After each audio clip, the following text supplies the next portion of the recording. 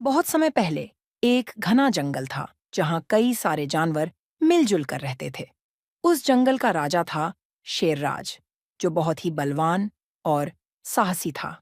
लेकिन वह स्वभाव से थोड़ा घमंडी भी था और उसकी कोई मित्र नहीं थी। शेरराज का मानना था कि वह जंगल का राजा है, इसलिए उसे किसी की जरूरत नहीं। एक दिन शेरराज शिकार पर निकला, लेकिन बहुत कोशिशों के बाद भी उसे कोई शिकार नहीं मिला। चलते चलते वह थक गया और एक पेड़ के नीचे आराम करने लगा। तभी एक छोटा सा खरगोश उछलता कूदता हुआ उसके पास आया और कहा, महाराज, क्या मैं आपकी कोई मदद कर सकता हूँ? शेर ने उसकी ओर देखकर हंसते हुए कहा, तुम जैसे छोटे जानवर की मदद की मुझे क्या जरूरत? मैं जंगल का राजा हूँ।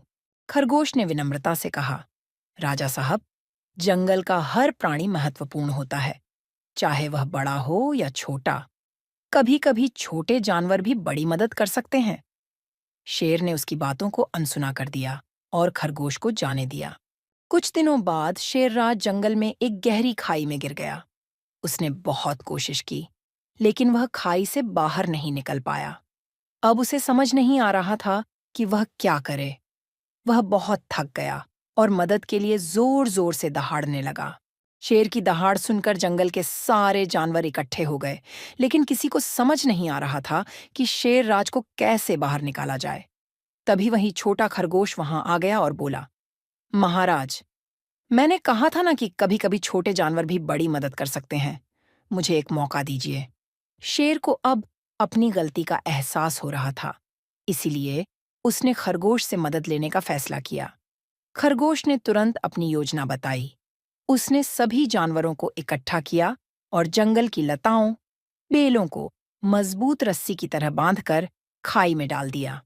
खरगोश ने शेर से कहा, महाराज, आप इस लता को पकड़िए और हम सब मिलकर आपको खींच लेंगे।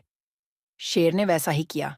सारे जानवर मिलकर उसे खींचने लगे और थोड़ी देर में शेरराज खाई से बाहर आ गया। शेरराज ने राहत की सांस ली और खरगोश की ओर देखकर कहा, तुमने मेरी जान बचाई है। मैं गलत था। तुम छोटे होते हुए भी बहुत समझदार और बहादुर हो।